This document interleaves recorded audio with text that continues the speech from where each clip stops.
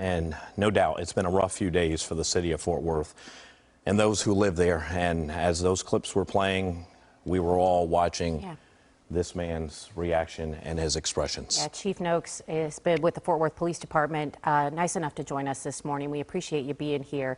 And the first thing that sticks out to me, you know, we were watching yesterday that news conference live in the Diamond Hill neighborhood. You were speaking, though, about the Como incident. And the one thing that I think struck all of us here was the emotion in your voice, the frustration at the lack of people coming forward, helping you guys find leads. Yes, and first of all, Burke and Keith, thank you for having us on to talk about this today. It's a very important issue for all of Fort Worth. We know that we're not going to be able to solve crimes on our own. We have to have the community's help. We know we've got to have people that are willing to step forward and speak up. And for all those who've seen the video, that surveillance video shows hundreds of people, maybe 1,000 or more people there. I could count on one hand the number who've actually come up and said they want to assist. We have some incredible homicide detectives. These investigators are doing incredible work. Our analysts, our real-time crime center, those who are looking at video, but we can only do so much. There are people there who know what happened, know who did it, and know where we can find them, and we need them to please step up. It can be done anonymously. Anyone that goes to our website can look at Crime Stoppers or iWatch, ways to anonymously report who did this and help us bring these people to justice. Chief Noakes, you're asking for help from the public. Absolutely. The community is asking for help from you. Yes, sir. And your department.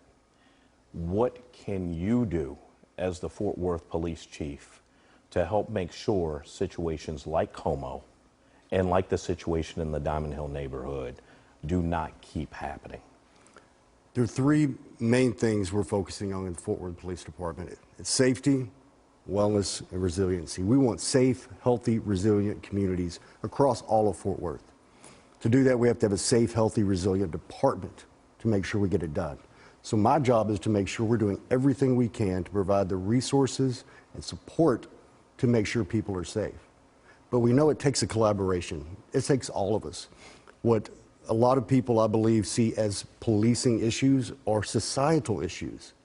It's things we all have to come around the table and talk about, find solutions, see what's working across the country, implement those things here, and do it in such a way that not only are we making people safe, we're making them feel safe as well. You know, and one of the things that I think is important to talk about, and it just strikes me as somebody who has been, I've covered a lot of these sorts of shootings, unfortunately, throughout the course of my career. And, you know, you talk about how there were thousands of witnesses, and, you know, you can count on one hand the number of people who came forward. To me, I think a part of that is that there is some hesitation, and there's not always the best of relationships between police and particularly the Black community. How do you begin to heal that? How do you get past what feels like an impasse in a way? Because I do think that's probably part of the reason why there are a lack of people coming forward. There's a lack of trust. Well, I think you're right. There are multiple issues that contribute to that lack of communication and collaboration. I think one, quite honestly, is fear. The people maybe witnessed it don't want to come forward because they fear retaliation from the people involved. That's legitimate. That's why we have anonymous ways to report the crime. When it comes to our relationship with the community, we'll be the first to say we have work to do. What I hope people will also recognize is the work we've already done. The work that's been happening in communities like Lake Como and communities across the city where we do not have the best relationships. We are out there consistently, day after day, doing what we can to build those relationships, repair bridges that may have come down, and build new ones in areas where we may not have them already. We are committed to community policing. We're committed to the community, and I believe the work we're doing as we continue forward will only help strengthen those relationships with the community. So, Chief Noakes, you're saying you're committed to the African-American community, you're committed to the greater Fort Worth community. The United States is one community, at least it should be. Agreed. When I watch every national program, they talk about the violence that has occurred leading into the July 4th holiday and extended past the July 4th holiday. And we're talking about Baltimore. We're talking about Wichita, Kansas. We're talking about Philadelphia. But you know where the focus is right now? North Texas, in the city of Fort Worth? What is your purest emotion knowing that your city is at the center of something that has dominated the country's headlines? My heart's broken. My heart is absolutely broken, and I'm angry because there's never a time where mass shooting and the city of Fort Worth should be used in the same sentence. It just should not happen when we're compared to cities across the country that are ravaged by violent crime. I take it personally. We always say not to take things personally in policing. I take this personally. We have officers out there across all communities who are taking it personally as well. We have a moral obligation to do everything that we possibly can to make sure our citizens are safe, regardless of what zip code they're in, regardless of what they look like, regardless of any differences. Everyone deserves to feel safe in the city of Fort Worth. We really appreciate you being here. I think the candid conversation helps. I think it helps. And Chief Noakes, if nothing else, I know people can feel it through that lens. We can feel it as we sit just feet away from you. We can feel your emotion. Matter of fact, I can see the tears in your eyes. I can too. Because I know this is personal for you. This is personal for the residents of Fort Worth. This is personal for the community in North Texas. This is personal for everyone. Yep. We want to speak to you again. I know we're going to talk to you again in the 6:30 half hour, but we just want to thank you for being willing to come into our studio to answer our questions, knowing this is a difficult time. And as much as we pride ourselves as journalists on asking hard questions, I know how hard you have to be taking this. And for you to come in here this morning means an awful lot and shows a lot about your character and your commitment. Thank you both. We have a special guest, a much needed voice in our studio this morning. It's 6:35 after a rough few days for the city of Fort Worth and those who live there. Yeah, Fort Worth Police Chief Neil Noakes, kind enough to join us this morning. We really appreciate you being here, Chief Noakes. And I know you were at that community meeting last night. I watched part of it. It went on for 2 hours. And a lot of people were saying that this is a really good first step. They feel like it is the first step that they've had towards solutions. Absolutely. One of the things we love to do is to be able to connect with the community, and more than anything else, listen to what the community has to say. Sometimes those are going to be hard things to hear, but it's important for us to hear those things so we know what we need to be doing going forward. And I believe all of us coming together like that, community members, we had several officers in attendance, our faith leaders, the media was there. It was a way for some people to maybe show frustration, talk about ideas going forward, and to be heard. Chief Noakes, you were chatting with us during the break, and you said that emergency meeting, at first it was billed as a meeting that was going to be spearheaded by clergy, but once you found out that your voice was needed, you made the decision to show up. When you speak of clergy, I think of Reverend Tatum, and I think of the comments he shared live on television with us yesterday morning. They were comments that were direct. You know, they were to the point. They expressed his feelings on the fact that after the shootings in Como, the Como neighborhood, that there was still the decision made to continue on with the parade. And if we can cue up that tape from Reverend Tatum, we'd like to share those thoughts once again. We didn't need candy for treats in a parade. We needed counselors for the grief that's caused by the pain. The trauma after any incident where there's someone's lost their life is horrific. Chief, simply put, your response. Everyone has a right to their opinion, what their city leaders do. After this senseless violence, the Como community made a decision. The people of Lake Como are resilient, they're proud, they love the community, and they love one another. Their decision was, we will not let this violence define our community. We are Como, we're going to stand strong, and we're going to celebrate together. We're going to show the positive that actually goes on in Como every single day. And when they said that, there was no way that I could not be there. There was a lot of work to do for us. But number one is keeping Como and every other community safe and showing support for them. That's what they chose to do that day, and we were going to stand proudly with them. Yes, we were handing candy out to kids. Absolutely, we're handing candy out to kids. This community was suffering. They needed support. They needed a reason to smile. They needed a reason to celebrate Independence Day. That gave us an opportunity, I know I speak for the mayor as well, to show we were there for them.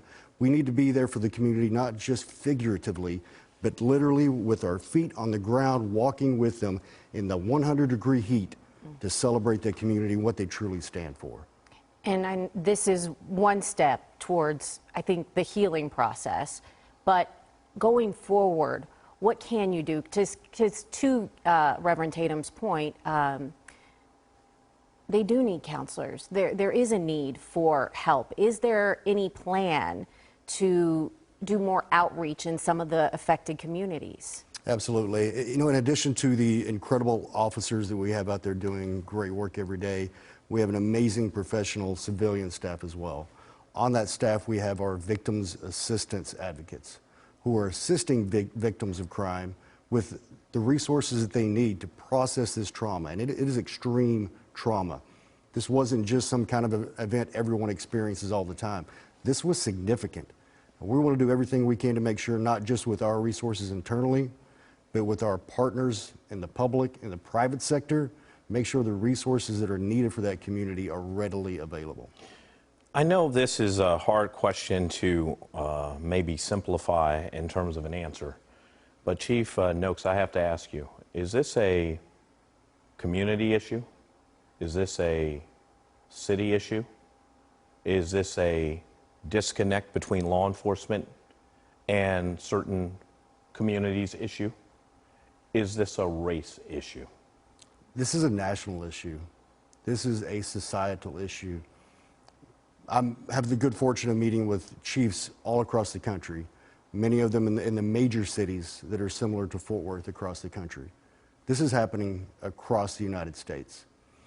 But what's important for people of Fort Worth to know is, regardless of what may be happening anywhere else in the country, we're focused on what's happening right here. We're focused on showing up to maybe some of those difficult conversations at some of the meetings we go to being out there in the community, to make sure they see us present and with them as they're grieving, as they're struggling, as they're going through this. There are all kinds of topics that come up when you talk about the disconnect, and you mentioned some very important ones. We're committed to doing everything we can to break down whatever barriers are causing that division.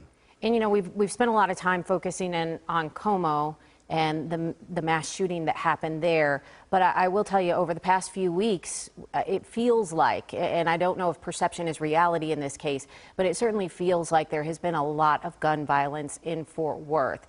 I'm somebody who's lived here for the past 4 years now, and I can say I don't recall having this many incidents in short succession to each other. Is that perception reality? And if so, what's going on, or do you guys know? The reality is one person being shot is too many. We look at data, we look at the numbers, we track that to make sure we're doing the job the most effective and a professional way we can in the community. But we never lose sight of the fact that those are not just numbers. Every one of those numbers represents a victim, some of them who are no longer here on this earth anymore. Every one of those numbers represents a loved one, a family member who's now grieving because they lost someone.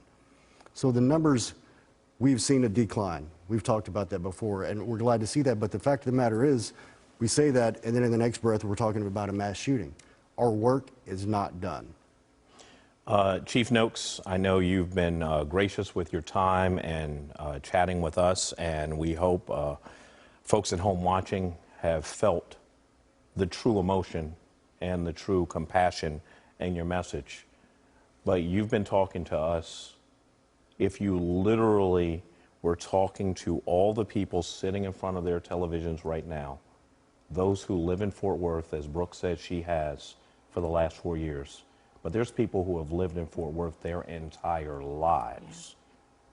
Yeah. How can you make them feel like their city is going to be the prideful place that has once been their city? This is how. We know that our city is suffering right now. We know our city is hurting. We know that there is violence occurring in the city. What I want you to know is we are absolutely committed to giving everything we can to bring the violence down, to make sure our citizens are not only safe, but every resident feels safe, whether it's at home, at work, at school, shopping, dining. We will do everything we can to make sure we're there with you step by step, to do everything we can to keep you safe. And I want you to know our hearts are in this. It matters to us. We take this personally, and we are committed to making Fort Worth the safest major city anywhere in the United States of America. Powerful words, Chief Noakes, and we know it's been a tough week. We know it's been tough for you guys. It's been tough for our community. We appreciate you, sincerely appreciate you taking the time to come on bright and early with us to talk about this, because it's not an easy discussion to have, and it's really not an easy discussion to have at 6:43 in the morning, so we understand that, but it's an important discussion to have. Chief, Fort Worth Police Chief Neil Noakes, obviously you and your staff have your work cut out for you, but the fact that, as Brooke mentioned, you showed up here today, the fact that you showed up to that emergency community meeting last night, the fact that you were on the scene in the Diamond Hill neighborhood in the wee hours of yesterday morning, it speaks volumes about your commitment to finding a solution. We can't thank you enough, and I hope the people who saw this interview and the one in the previous half hour realize that you won't stop until this problem is solved. Absolutely. And it's been an honor, Brooke and Keith. Thank you for covering this. Thank you for your hearts for this. But I have to say, every bit of credit goes to the officers that are out there doing the work and our professional staff who behind the scenes are making sure we're able to get the work done in the communities of Fort Worth. Chief Noakes, thank you for being here. This is part one of the conversation. Hopefully we can continue this conversation throughout the coming weeks, months, years. Yeah. Thank you, Chief. Thank you. We'll be back in just a minute.